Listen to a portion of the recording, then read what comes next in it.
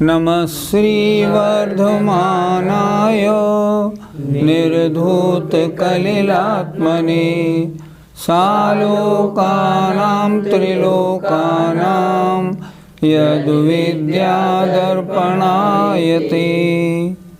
पंच परमेष्टि भगवान की जय। पिछली पाठशाला में हमने पढ़ा था कि जो सम्यक दृष्टि होते हैं वो ऐसे पुण्यबंध के स्वामी होते हैं कि वे मरण करके देवों में पैदा होते हैं, महान देव बनते हैं। और अगर देव होते हैं सम्यक दृष्टि तो मरण करके चक्रवर्ती जैसे उत्कृष्ट पदों को प्राप्त करते हैं। समंतभद्र महाराज अब ऐसा श्लोक लिख रहे हैं कि तीर्थंकर जैसा सर्वोत्कृष्ट पद भी सम्यक दृष्टि ही प्राप्त करते हैं, अन्य नहीं। देखते हैं। अमरासुर नरपतिभिर् यमधरपतिभिश्च नूतपादाम्भोजा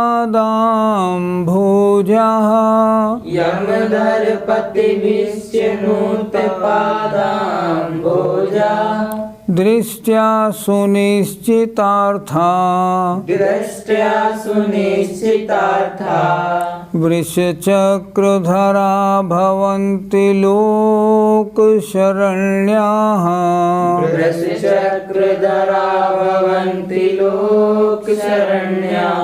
बोलिए।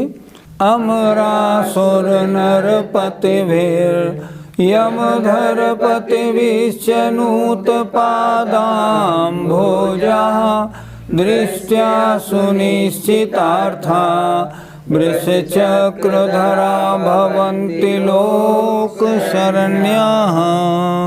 आचार्य महाराज कह रहे हैं कि सम्यक दृष्टि जीव जो होते हैं वे मनुष्यों में उत्कृष्ट होते हैं, देव बनते हैं, चक्रवर्ती बनते हैं, इंद्र बनते हैं, और तो और तीर्थंकर पद भी सम्यक दृष्टियों को ही मिलता है। सम्यक की इतनी महिमा है। आइए देखते हैं। अमर असुर नर पतिभिः। अमर माने देवता, असुर माने भवनत्रिक, नर माने मनुष्य, इनके पतियों के द्वारा, अर्थात देवों के स्वामी इंद्र, असुरों के स्वामी धरणेन्द्र और नर माने मनुष्यों के पति चक्रवर्ती, इनके द्वारा, इनसे।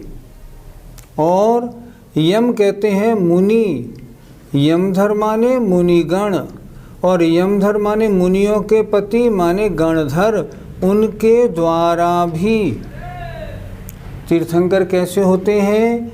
जो ऊपर देवेंद्र, नीचे नागेंद्र और नरपति माने चक्रवर्ती के द्वारा, और यमधर पति भी माने मुनियों के स्वामी अर्थात गणधरों के द्वारा नूत पादाम्भोजा, नूत माने वंदित हैं, चरण कमल जिनके, अर्थात जिनके चरण कमलों की वंदना पूजा देवेंद्र, नागेंद्र, चक्रवर्ती आदि और गणधर आदि के द्वारा की जाती है।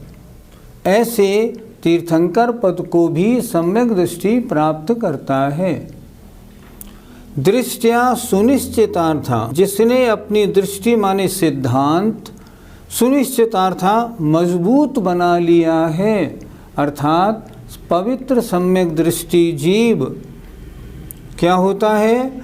इनके द्वारा वंदित ऐसे वृष चक्र धरा, वृष माने धर्म, धर्म चक्र को धारण करने वाले और लोक शरण्याः, संपूर्ण लोक को शरण देने वाले ऐसे तीर्थंकर भी होते हैं। धर्म चक्र को धारण करने वाले कौन? तीर्थंकर भगवान। ऐसे तीर्थंकर भी सम्यक दृष्टि होते हैं। पंडित जी, तीर्थंकर किन्हें कहते हैं? देखो, शब्द से अर्थ निकाला करो। तीर्थंकर माने धर्म तीर्थ के करने वाले तीर्थंकर कहलाते हैं, जिनके द्वारा धर्म तीर्थ चलाया जाता है, जिनके 5 कल्याणक होते हैं। कल्याणक किसे कहते हैं? जिसमें देव और इंद्र आकर बड़ा भारी महोत्सव मनाते हैं, उन्हें कहते हैं कल्याणक। तो जिनके 5 कल्याणक होते हैं, जो तीनों लोकों के स्वामी होते हैं, अर्थात नीचे अधोलोक, मध्यलोक और ऊर्ध्वलोक के स्वामी होते हैं, जिनकी 100 इंद्र वंदना करते हैं, उन्हें कहते हैं तीर्थंकर। पंडित जी, इस श्लोक में ऊर्ध्व, अधोलोक और मध्यलोक के एक एक इंद्र को ही क्यों लिया, अन्य को क्यों नहीं लिया? तीर्थंकर तीनों लोकों के स्वामी होते हैं, इसलिए तीनों लोकों के जो इंद्र हैं उनको ले लिया। ऊर्ध्वलोक में देवलोक रहते हैं, देवेंद्रों को ले लिया, अमरपति। मध्यलोक में मनुष्य रहते हैं, तो चक्रवर्ती को ले लिया, नरपति। अधोलोक में भवनवासी रहते हैं, तो उनके पति को ले लिया, अमर और असुर। अमरामर सुर, तो असुरपति माने नीचे धरणेन्द्र। तीनों ले लिए थे उसमें। इसका मतलब क्या हुआ? हे भगवान, ऊर्ध्वलोक के स्वामी, मध्यलोक के स्वामी और अधोलोक के स्वामी धरणेन्द्र तीनों आपकी पूजा करते हैं, मतलब आप 3 लोक के नाथ हैं। हम रोज पूजा में क्या बोलते हैं? देखो, सुरपति उरग नरनाथ तिनकर वंदनीक सुपद प्रभा। सुरपति ऊर्ध्वलोक का स्वामी, उरग माने होता है सर्प, सर्प माने धरणेन्द्र अधोलोक का स्वामी, नरनाथ माने मध्यलोक का स्वामी। तीनों लोकों के स्वामी आ गए। हम बोलते हैं कि नहीं, देवेंद्र नागेंद्र नरेंद्र वंद्यान। देवेंद्र ऊर्ध्वलोक का, नागेंद्र अधोलोक का, नरेंद्र मध्यलोक का। ये क्यों दिए गया? ये इसलिए दिया गया इस छंद में, ताकि भगवान आप तीनों लोकों के नाथ हो। तीनों लोकों के इंद्र आपके चरणों की पूजा करते हैं, इस अपेक्षा से। पंडित जी, क्या सभी तीर्थंकरों के 5 ही कल्याणक होते हैं? तीर्थंकर भगवान कहाँ पैदा होते हैं? सिर्फ 3 स्थानों पर पैदा होते हैं, भरत क्षेत्रों में, ऐरावत क्षेत्रों में और विदेक क्षेत्रों में। तो जो भरत और ऐरावत क्षेत्रों में तीर्थंकर होते हैं, उनके तो 5 कल्याणक होने का नियम है। और जो विदेक क्षेत्रों में तीर्थंकर होते हैं, उनमें किसी के 2 होते हैं कल्याणक, किन्हीं के 3 होते हैं, किन्हीं के 5 होते हैं। सबके 5 कल्याणक होने का विदेक क्षेत्रों में नियम नहीं। कारण क्या है? जो 16 कारण भावनाओं को भाएं और विश्व कल्याण की भावना भी साथ में रखें, ऐसे जीव अगर केवली शुद्ध केवली के पाद मूल में ऐसी भावना करते हैं, तो उनके तीर्थंकर नाम कर्म की प्रकृति बंधती है। भरत और ऐरावत क्षेत्रों में जो तीर्थंकर बनते हैं, उन्होंने तो 3 भव, तीसरे भव में तीर्थंकर बने। तीसरे भव, पहले से तीसरे भव में 16 कारण भावना भाई, उसके बाद दूसरा भव नरक या स्वर्ग का हुआ, तीसरे भव में तीर्थंकर बनते हैं, उनके 5 कल्याणक होते हैं। पर विदेक क्षेत्र में यदि कोई जीव गृहस्थ अवस्था में 16 कारण भावना भाता है और तीर्थंकर प्रकृति का बंद कर लेता है, तो उसके 3 कल्याणक भी हो सकते हैं, तप कल्याणक, ज्ञान कल्याणक, मोक्ष कल्याणक। विदेक क्षेत्र में अगर कोई जीव मान लो मुनि होने के बाद 16 कारण भावना भाए और विश्व कल्याण की भावना रखे, तो तब उनके मात्र 2 ही कल्याणक होंगे, एक ज्ञान कल्याणक और एक मोक्ष कल्याणक। इसलिए भरत ऐरावत में तीर्थंकरों के 5 कल्याणक होने का नियम है, जबकि विदेह क्षेत्रों में 2, 3 या 5 कल्याणक हो सकते हैं। गुरुजी, विदेह क्षेत्र में जो तीर्थंकर हैं, क्या इस नाम वाले तीर्थंकर हमेशा होते हैं? कुछ विद्वानों का कहना है कि सीमंदर, युगमंदर आदि 20 नाम वाले तीर्थंकर विदेह क्षेत्र में हमेशा पाए जाते हैं। कुछ विद्वान ऐसा कहते हैं कि जिस समय भगवान की दिव्य ध्वनि खिली थी, तब इस नाम वाले 20 तीर्थंकर विदेह क्षेत्र में थे। अब अलग अलग विचारधारा मिलती है, लेकिन आगम में ये कहीं स्पष्ट पढ़ने देखने में नहीं आया कि इस 20 नाम वाले तीर्थंकर वहाँ शाश्वत हमेशा पाए जाते हैं, ऐसा पढ़ने में नहीं आया। मैंने आचार्य विद्यासागर जी महाराज से भी पूछा था, उन्होंने कहा ऐसा स्पष्ट उल्लेख हमारे किसी भी शास्त्र में देखने में नहीं आया। विद्वानों ने अपने मत लिखे हैं, वो उनके अपने मत हैं, वे आगम नहीं हैं, ऐसा था। पंडित जी, तीर्थंकर प्रकृति का बंध कौन सा जीव करता है? कर्म भूमि का सम्यक दृष्टि जीव तीर्थंकर प्रकृति का बंध कर सकता है, यदि वह 16 कारण भावना भाए और विश्व कल्याण की भावना भी साथ में रखे। इसका बंध 4थे गुणस्थान से और 8वें गुणस्थान के 6ठे भाग तक होता है, पर इसका उदय तो सौमुख उदय 13वें गुणस्थान में बनता है। इस प्रकृति की ये विशेषता है, एक बार ये बंद करना प्रारंभ करती है, फिर इसका बंध रुकता नहीं है। 8वें गुणस्थान के 6ठे भाग तक निरंतर इसका बंध होता है।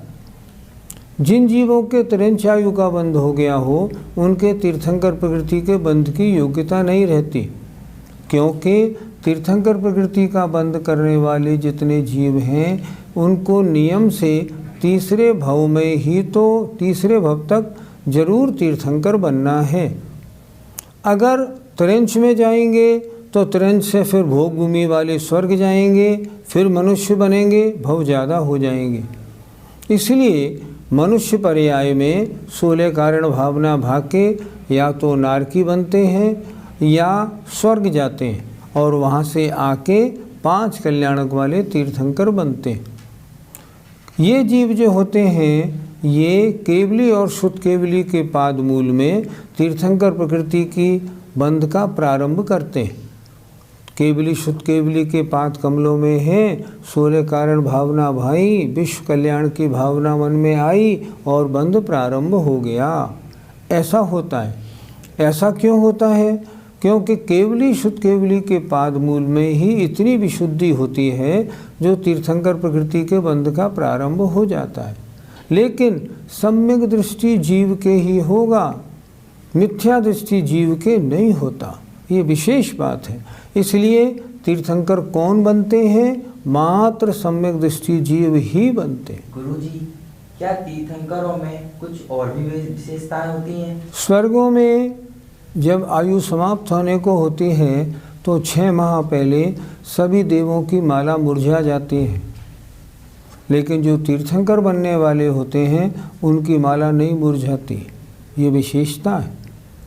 नीचे जो नरक से आके तीर्थंकर बनने वाले हैं, उनको जब 6 महीने आयु शेष रह जाती है, तब देव लोग उनकी विशेष सुरक्षा कर देते हैं ताकि अन्य कोई भी नारकी उनको किसी तरह भी दुखी न कर सके।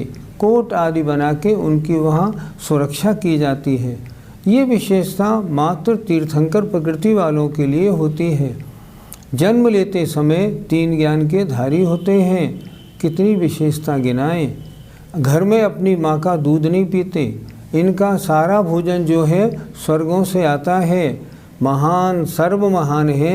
इनकी विशेषताओं का वर्णन हम क्या कर सकते। सम्यक दृष्टि जीव क्या क्या बनते हैं, किन किन पदों को प्राप्त होते हैं, इनकी चर्चा चल रही है। मनुष्यों में श्रेष्ठ भी बनते हैं, चक्रवर्ती भी बनते हैं, देवेंद्र भी बनते हैं और उत्कृष्ट पदों को प्राप्त करने वाले होते हैं। अब लास्ट में बता रहे हैं तीर्थंकर होने के साथ साथ मोक्षगामी भी होते हैं। अब मोक्ष की चर्चा इस श्लोक में होगी।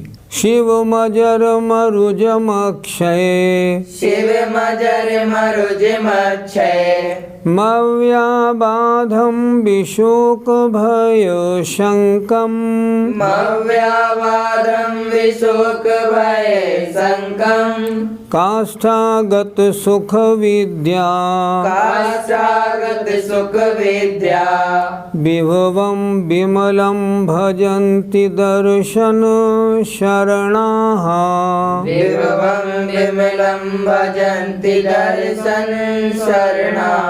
एक साथ बोलो। शिवमजर मरुजमक्षय मव्यावादं विशोक भय शंकम काष्ठागत सुख विद्या विभवं विमलं भजन्ति दर्शन शरणाः। आचार्य महाराज ने पहले श्लोक में कहा था कि तीर्थंकर पद भी सम्यक दृष्टि जीव ही प्राप्त करते हैं, और अब आगे बता रहे हैं सम्यक दृष्टि आगे आगे बढ़ते हुए मोक्ष को प्राप्त करते हैं। मोक्ष कैसा है देखें। शिवम मोक्ष को भजन्ति प्राप्त होते हैं। कौन? सम्यक दृष्टि जीव। कैसा है मोक्ष? शिवम अजरम, जरा माने बुढ़ापा, अजर माने बुढ़ापा रहित। अरुजम, ये माँ इधर आ गया तो यहाँ रह गया अरुजम, संधि विच्छेद कैसे होगा? शिवम अजरम अरुजम अक्षयम अव्याबाधम, ऐसे। कैसा है मोक्ष? अजरम, जरा माने बुढ़ापा, अजरम माने बुढ़ापा रहित है। रुज माने रोग, अरुजम रोग रहित है। अक्षयम, क्षय अर्थात उसका नाश नहीं होता। अव्याबाधम, किसी प्रकार वहाँ सुख में कोई बाधा नहीं है, नो डिस्टर्बेंस एट ऑल। और विशोक भय शंकम, शोक भय और शंकाओं से रहित है। मोक्ष का स्वरूप बता रहे हैं। मोक्ष कैसा है? ऐसे मोक्ष को वे जीव प्राप्त करते हैं। कौन? सम्यक दृष्टि जीव। काष्ठागत सुख विद्या, मोक्ष में सुख और ज्ञान काष्ठागत मतलब सर्वोत्कृष्ट अवस्था को प्राप्त होते हैं।